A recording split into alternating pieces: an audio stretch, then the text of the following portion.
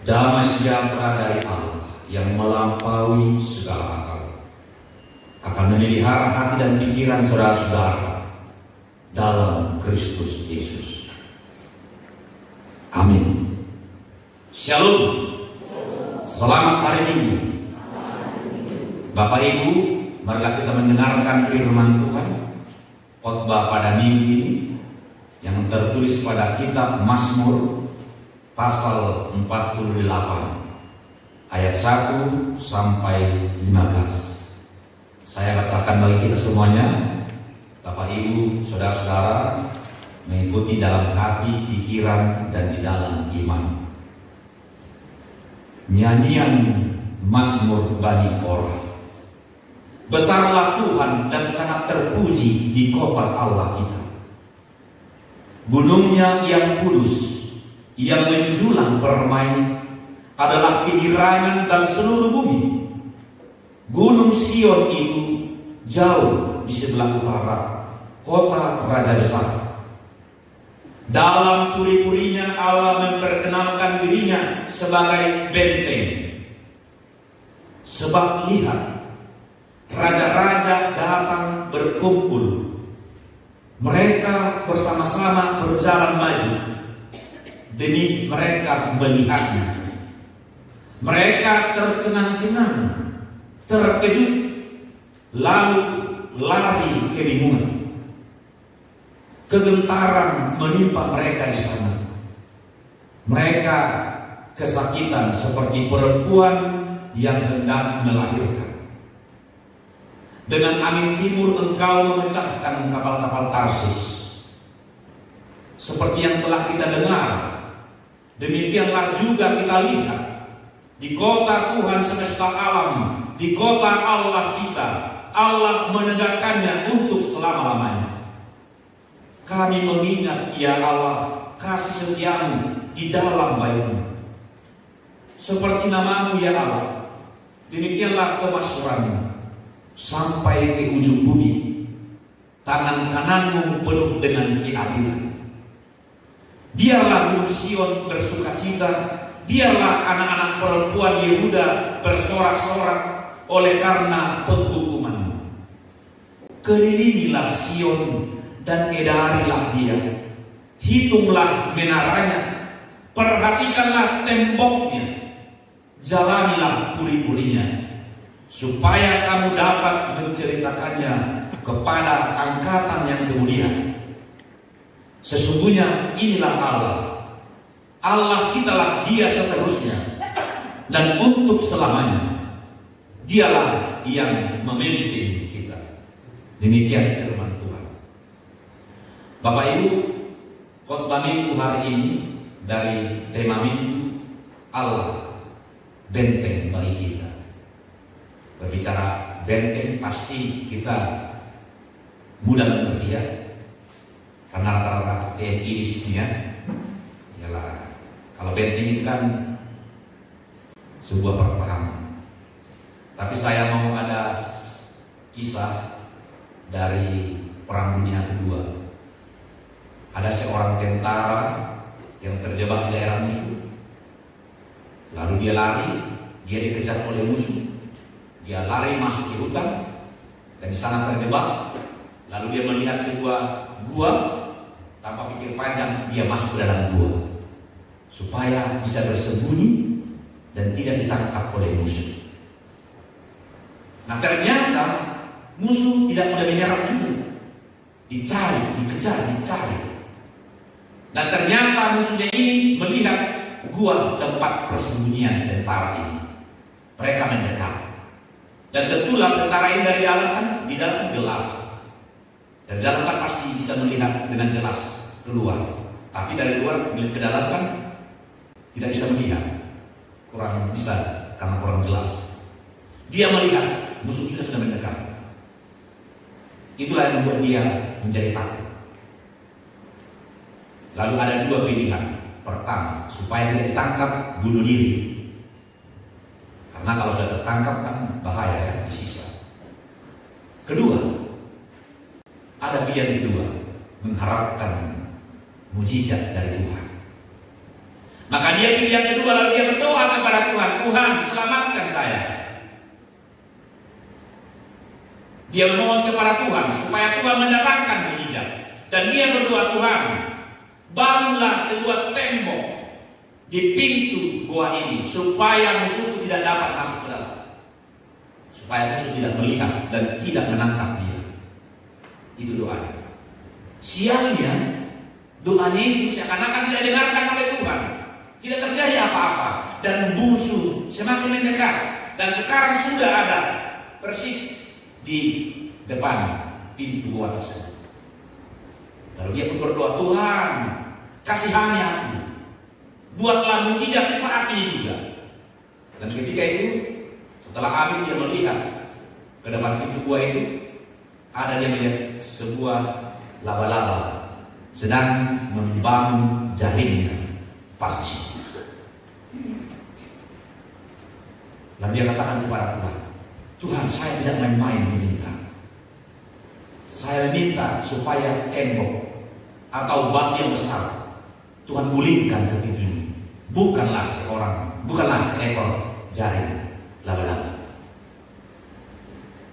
Tapi apa yang terjadi? Tidak lama kemudian, yang musuhnya telah berdiri di depan pintu gua itu, mereka melihat ke dalam. Tapi kan karena dari luar kan orang jelas juga melihat ke dalam. Dan selanjutnya musuh-musuh itu pergi meninggalkan gua tersebut. Ya. Baru tentara ini sadar. Ternyata doanya itu pada saat itu juga didengarkan oleh Tuhan. Dia meminta tembok dibangun di depan pintu goa, tapi Tuhan menyuruh seekor laba-laba membangun jaringnya. Karena pikir musuh ini kan sudah ada sarang laba-laba, berarti tidak ada orang di dalam, ya kan? Iya, masuk akal. Bapak Ibu Saudara yang dikasihi oleh Tuhan, kadangkala permohonan kita kepada Tuhan dijawab Tuhan, bukan sesuai dengan apa yang kita minta, tetapi yang penting tujuannya dia meminta keselamatan, Tuhan berikan keselamatan. Kalau caranya jangan azari Tuhan. Dialah Tuhan yang mengatur hidup kita. Dialah Tuhan membuat dengan caranya sendiri untuk menjawab apa kebutuhan kita. Dia berpikir sebuah benteng itulah sebuah tembok yang besar. Tadi pagi saya buat juga ilustrasi, ya. Biasanya kalau kita berbicara tembok atau benteng, kita pasti berpikir setumpuk pasir di dalam karung, ya kan? Nah, di belakang tumpukan pasir ini ada tentara jaga-jaga, kan gitu. Atau sebuah tembok yang tinggi, di belakang tembok ini ada lubangnya, ternyata di situ ada tentara penjaga, ada meriam, dan lubang itu adalah cuma untuk moncong meriam itu. Itu terkadang kita pikirkan. Nah, kalau dalam firman Tuhan ini Allah mengatakan, memperkenalkan diri bahwa Dia adalah benteng.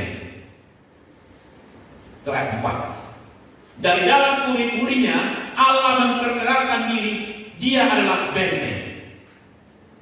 Jangan kita pikir bahwa Allah itu benteng seperti sebuah tembok.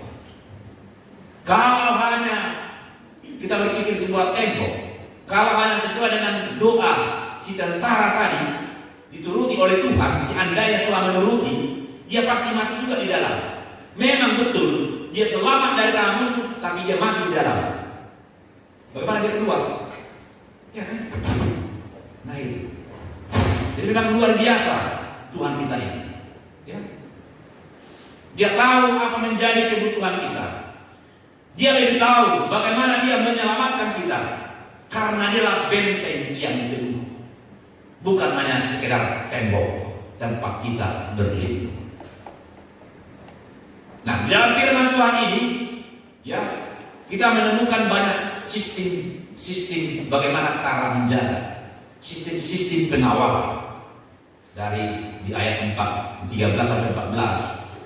Kelilingilah Sion, kedarlah dia, hitunglah menaranya, perhatikanlah temboknya, jalanilah uri-urinya. Nah, ini digambarkan seperti sebuah uri. Dan puri ini rumah yang besar, dan ini dikelilingi oleh tembok yang tinggi. Di belakang tembok ini ada lagi parit selebar 20 meter dan airnya sangat dalam, dan di dalam air ada lagi pagarnya, susah ditembus. Dan kalau masih ditembus, di atasnya ada menara pengintai yang melihat siapa yang mau masuk ke dalam puri ini, dan di situ ada pemana, siap pemana orang yang mencoba masuk ke dalam. Ya, tapi ternyata walaupun seketat itu, ya, itulah penjagaan yang paling ketat di dunia, bisa juga ditembus. Ya. Dan kalau ditembus, hancurlah yang dijaga. Dan yang dijaga itu adalah sebuah negara, sebuah wilayah, atau sebuah dokumen rahasia. Kalau tembus, dia hancur dong. Ya. Nah, itu hanya penggambaran. Tetapi kalau ketika Allah memperkenalkan bahwa dia adalah benteng yang teguh, siapa bisa menembus? Enggak ada. Karena dia sendiri pengawal. Ya, dalam Mazmur 127 ayat 1 dikatakan begini, jikalau bukan Tuhan yang mengawal kota, sia-sialah pengawal berjaga-jaga. Ini agak aneh. Ya, masa sih Tuhan pengawal? Yang dikawal Tuhan siapa? Nah, biasanya antara yang dikawal dan pengawal, mana lebih tinggi? Yang dikawal. Itu kan? Gitu ya? Iya kan? Biasanya yang lebih tinggi adalah yang dikawal. Bahkan yang lebih penting adalah, yang lebih berharga adalah yang dikawal. Dan pengawal, dia bersedia memberikan nyawanya demi menyelamatkan yang dia kawal. Itu pemahaman kita. Ini pengawalnya Allah. Yang dikawal siapa? Kita. Masakan kita lebih tinggi daripada Tuhan? Iya, kita lebih tinggi daripada Tuhan. Diberlakukan oleh Tuhan.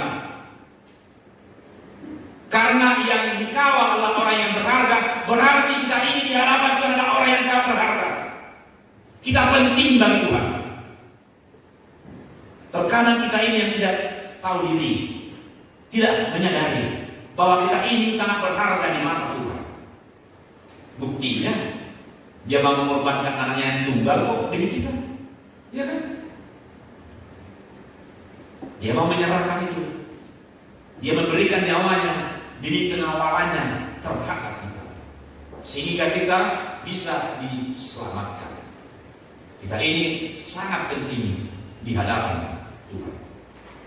Nah, oleh karena itu, kalau hanya berbicara sekedar benteng puri sekalipun yang paling ketat penjagaannya di seluruh dunia, tetap bisa disusun oleh musuh. Tapi kalau Allah yang mengawal semua puri, takkan seorang pun, kekuatan apapun di dunia ini tidak mampu menembus. Dan di sini ada penggambarannya. Hei para raja seluruh dunia, berkumpul, maju bersama-sama dengan segala kekuatanmu, dengan semua pasukanmu, bawa semua senjatamu, maju ke Gunung Sion. Maka kamu akan terkejut.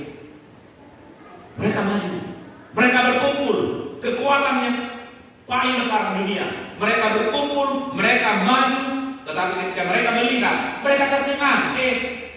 Ternyata yang mengawal, yang menjaga, panglimanya adalah Allah sendiri. Lalu mereka lari kebingungan. Dan bukan hanya lari, kalau lari bisa selamat ya. Tapi ketika mereka lari, mereka pun ditimpa kegentaran. Bahkan digambarkan di sini, badai angin akan memecah-mecahkan kapal-kapal mereka di Tarsis. Nah, kapal Tarsis ini juga gambaran ini, Bapak Ibu. Ya, pada waktu itu, inilah kapal tercanggih, terhebat, terindah, terkaya. Saya ingat betul itu kisah kapal Titanic, ya, yang menciptakan kapal itu sangat sombong, mengatakan inilah kapal termewah sekarang. Ya betul pada saat itu. Kesemuanya di mana? Takkan tenggelam. Bahkan Tuhan pun tidak mampu menenggelamkan. Sombong. Terjadi apa yang terjadi? Tenggelam. Apa yang menenggelamkan? Es. Es murah hanya es kan? Nggak mahal loh, yes, murah. Dan gas itu bisa membeku, bisa mencair, kan? Artinya itu nggak sampai bahayakan. Tuhan datangkan hal yang terkecil menghancurkan kesombongan manusia. Mau sombong di hadapan Tuhan, sekejap mata. Ya, bencana alam, coba kita lihat, tsunami, banjir bandang, sekejap rata semua. Kalau pada saat ini mungkin hidup kita sejahtera, kalau pada saat ini kita memperoleh pangkat yang tinggi, ada jabatan kita, jangan sombong. Di hadapan Tuhan jangan sombongkan. Sekejap. Kapal-kapal Tarsis itu, kalau sekarang kita gambarkan, kita bayangkan kapal perang yang tercanggih, yang terhebat di dunia, sebentar saja lenyap hancur dengan apa tadi? Angin dari timur. Angin, ya. Cuma angin yang ditantang oleh Tuhan untuk menghancurkan itu. Nah, artinya ada dua. Pertama, siapapun yang mau melawan Tuhan sekejap akan hancur. Tapi kedua, ada di sini. Tetapi siapa yang mau berlindung ke dalam benteng Allah akan terjamin keamanannya. Tersentuh pun tidak dibiarkan. Tersentuh pun tidak dibiarkan. Itulah perlindungan kita, itulah perisai kita, itulah senjata kita diberikan oleh Allah. Lebih dalam lagi Bapak Ibu, makna kata Allah benteng yang teguh di dalam firman Tuhan ini juga sebagai metafora tempat berlindung hidup kita. Bukan saja berlindung pada waktu perang, seperti ilustrasi saya tadi seorang tentara di medan perang. Bukan saja berlindung dari musuh. Kita tidak menyadari musuh yang paling berbahaya adalah dirimu sendiri, bukan orang lain. Apa itu? Keinginan-keinginan daging, ketidakpuasan, ya, tidak mampu berdamai dengan hati, tidak mampu menerima kekurangannya, sering cemburu. Nah, ini ibarat api yang sangat mencekam di dalam hidup manusia. Ini musuh yang paling berbahaya. Ada godaan si jahat yang geram, ada tipu daya yang menyusupi pikiran kita. Katakan bahwa kamu mampu untuk berlindung dari musuh luar, kamu mampu bertahan dari serangan dari luar, tapi tak seorang pun belum ada yang mampu bertahan menghadapi serangan dari dirinya sendiri. Maka kita membutuhkan ada benteng penjaga kita, yaitu Allah. Nah itu ya, kalau dalam Kidung Jemaat 250 itu jelas. Atau buku ND kita 117 ya, Allah benteng yang teguh. Ya, Allah yang benteng yang teguh itu bukan tembok, tetapi apa yang dilindungi? Jiwa kita. Apa yang dilindungi? Hati kita. Apa yang dilindungi? Pikiran kita. Bukan hanya dari luar tetapi dari dalam. Tuhan melindungi kita. Jemaat yang dilindungi oleh Tuhan. Selanjutnya pemazmur di sini menggambarkan bahwa tempat benteng Allah itu adalah pertama-tama disebut dengan Bait Allah. Dan juga memakai istilah Gunung Sion ayat 11 dan 12. Nah ini menarik. Istilah Gunung Sion adalah gambaran kasih setia Allah. Ya. Itu juga hanya sebuah gambaran. Kalau katakan Sion berarti ingatlah kasih setia Allah. Ina Sion, Ina yang ingat kasih setia Allah. Ya kan? Putri Sion adalah putri yang ingat kasih setia Allah. Dan di sanalah Allah menunjukkan kasih setianya. Di sanalah Allah melindungi dan menyertai. Kenapa? Karena di Gunung Sion Allah memberkati sehingga orang-orang yang tetap setia padanya akan bersorak-sorai bersukacita. Ini jaminan. Siapapun, tak soal apa kamu itu perilakumu tidak baik segala macam di dalam hidupmu, Tetapi ketika kamu datang menyerahkan hidupmu di hadapan Tuhan, Tuhan lebih dulu akan mengampuni. Dan Tuhan akan menerima kita dengan segala kelemahan kita.